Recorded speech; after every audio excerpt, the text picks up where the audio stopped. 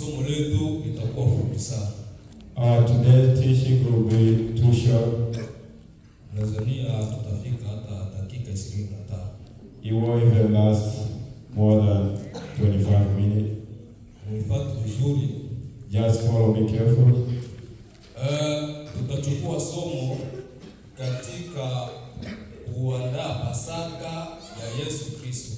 We are going to teach about preparation of Easter of Jesus Christ. Na Pasaka iandaliwe wapi? Ndio somo letu. And where is that Easter going to be prepared? Pasaka iandaliwe wapi? Where is that Easter going to be prepared? Tusome katika Injili ya Luka. Let's read the book of Luke. Sura ya 22. 22. Mstari wa 9 hadi 11. Verse 9 until 11.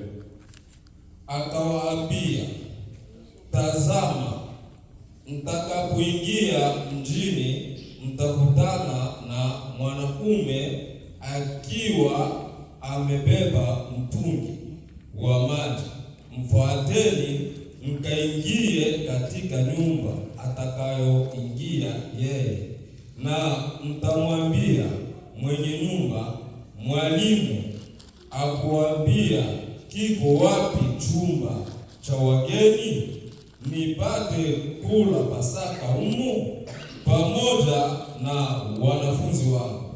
Naye atawaonyesha chumba kikubwa ghorofani, kimekwisha tayarishwa ndani, ingieni mmo. Amen. Amen. Andieni mmo.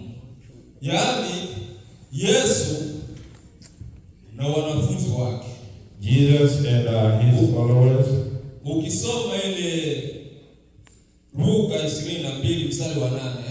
If you read that Luke 22 verse 8. Aliwatuma wanafunzi wawili. He sent two of his disciples, Petro na Yohana. Peter and John. Akisema, nendeni mkaandalie Pasaka. And he told them, go and prepare Easter tupate kuila, so that we can eat there. Na ndio maana hapa ambapo tumesoma, akawaambia waende mjini, wakikuta mwanamume.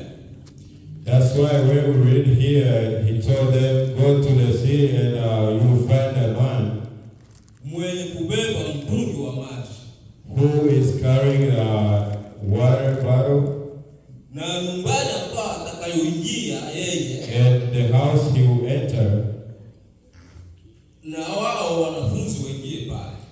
You guys will enter where he's entered. Waambie mwenye nyumba, and tell the owner of the house, mwalimu anaomba nafasi ya kulia Pasaka. Our teacher has asked the place where he can eat for the Easter. Akawaonyesha chumba kikubwa, and the owner showed them a big room. Akawaambia, andeni. And he told them, prepare yourself here. Yani Pasaka iliwe wapi? Where are we going to eat our Easter? Kufuatana na maelekezo ya Yesu Kristo, Pasaka iliwe ndani ya nyumba. Bwana Yesu asifiwe sana. Amen. For the word of Jesus Christ, the Easter is supposed to be eaten somewhere in the house. Pasaka iliwe ndani ya nyumba. Easter is supposed to be inside the house somewhere. Sasa nyumba ni nini? What is the house? Nyumba ni nini? What is the house? Mtu mmoja asome Waebrania 3 mstari wa 6 tujue kama nyumba ni nini. Somebody read the book of Hebrew 3 verse 6.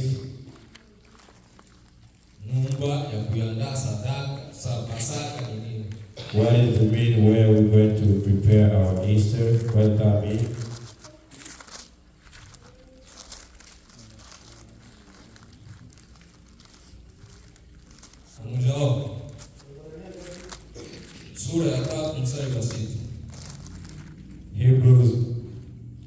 chapter 3, verse 6. Tunasoma Waebrania sura yake ya 3 mstari wake wa 6. Bali Kristo kama mwana juu ya nyumba ya Mungu, ambaye nyumba yake ni sisi, kama tukishikamana sana na ujasiri wetu na fahari ya tumaini letu mpaka mwisho. Amen, amen. Amen. Nyumba ya Bwana ni sisi. The house of God is us, the believers. Na nyumba hii itakuwa sisi kama tumeshikamana sana na ujasiri wa matumizi, ujasiri wa faraja ya matumizi yetu.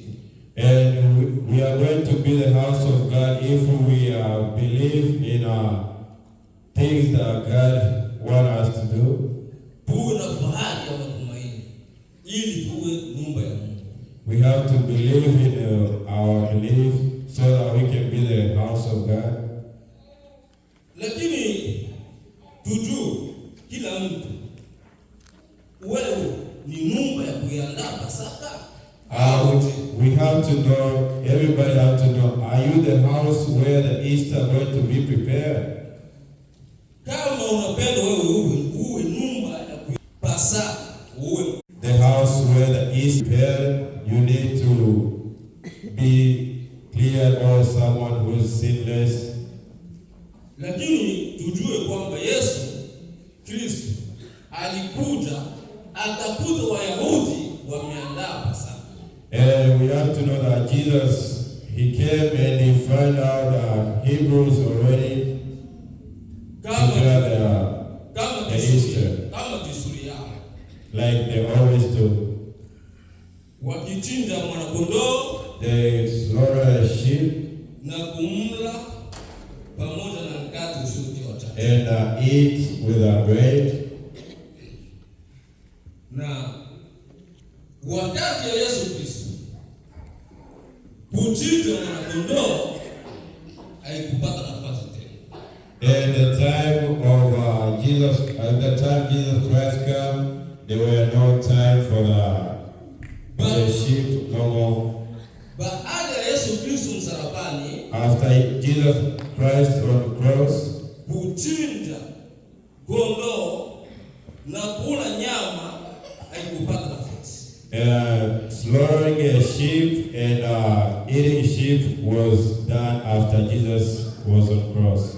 Badala yake sherehe hii ilikuwa ukumbusho iliyowekwa ya hali chakula cha Bwana. And after that, it was the party that was supposed to be to remember Jesus Christ, our Lord. Yaani Pasaka yetu wakati wa Yesu Kristo ni chakula cha Bwana. And our Easter after Jesus died is the food of chakula cha Bwana ni nini? The food of God, what does that mean? Chakula hicho ni ingati ambayo unawakilisha mwili wa Yesu Kristo. And that food of God, that means you prepare all yourself for the body of Jesus Christ. Na divai ambayo inawakilisha damu yake Yesu Kristo. And the wine it represents the blood of Jesus. Hivi ndio chakula cha Bwana. That's the food of God.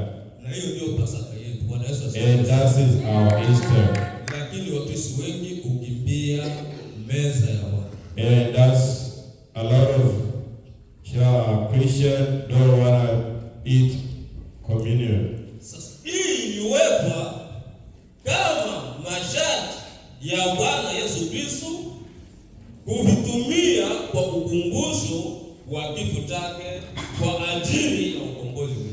And communion was put so that we can remember our Lord Jesus for what he has done for us. Yaani unaposhiriki meza ya Bwana, when you attend the communion, unakumbuka kifo cha Yesu Kristo. you remember the death of Jesus Pale Christ msalabani there on cross kwa ajili ya dhambi because of our sin. na hiyo ndio Pasaka yetu. And that is our Easter. Bwana Yesu asifiwe sana. Amen. Na ukisoma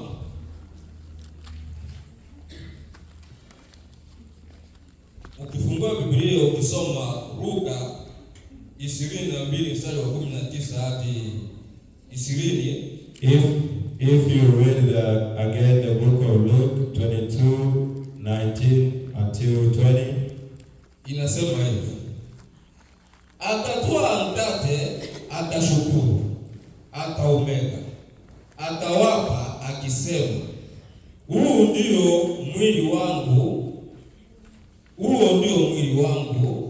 unaotolewa kwa ajili yenu.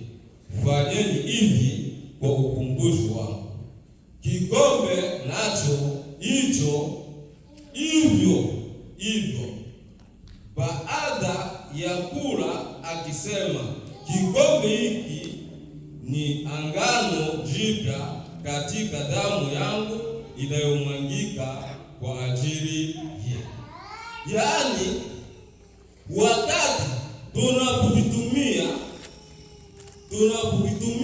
vitu hivi, mkate na divai, and when we are eating the communion, bread and wine, wakati tunapotumia mkate na divai, when we are eating the bread and wine, vinamaanisha kutulinda mwili na roho hata uzima wa milele. That means He guides us, our body and our spiritual, until the eternal life. Sababu ni Pasaka wetu, because it's our Easter. inatulinda roho, inatulinda mwili, inatulinda roho, inatulinda uzima wa milele. It's guiding us our health, it's guiding us our spiritual life, and it's guiding our eternal life. Kwa hiyo kila yoyote anayebatizwa, And whoever was baptized, inabidi ashiriki meza ya Bwana. you must attend the communion. Mkate na divai The bread and wine, inatulinda mwili, inatulinda roho na inatulinda uzima wa milele. is guiding our health and our spiritual life and our eternal life. Wakati tunapoishi hapa duniani, When we are living our life here on earth, tujue ya kwamba we need to know sisi ndiye nyumba ya Bwana we are the house of God. inayohitajika kuitumia Pasaka takatifu ya Bwana wetu Yesu Kristo. That need to be prepare the Easter that is Kwa hiyo for the Jesus Christ. bila kwenda mbali, yoyote anayobatizwa anastahili ashiriki meza ya Bwana. Without going far, whoever was baptized must attend the communion, Kwa sababu meza ya Bwana inatulinda mwili, inatulinda roho na uzima wetu wa milele. because the communion is guiding our health and our spirit and our eternal life. Kwa hiyo kila yoyote anayobatizwa ujiulize, mimi nashiriki meza ya Bwana? Whoever was baptized, you need to ask yourself, do I attend the communion? Mimi naishiriki Pasaka Yesu Kristo? Do I attend the Easter of Jesus Christ? Na kama haushiriki ufanye hatua. If you don't attend it, you need to make a step. Uwe unaishiriki. You need to attend, Na siku moja utapata uzima wa milele. so that one day you'll be in eternal life. Na hilo ndio neno la Bwana. And that's the word of God for today. Amen. Amen.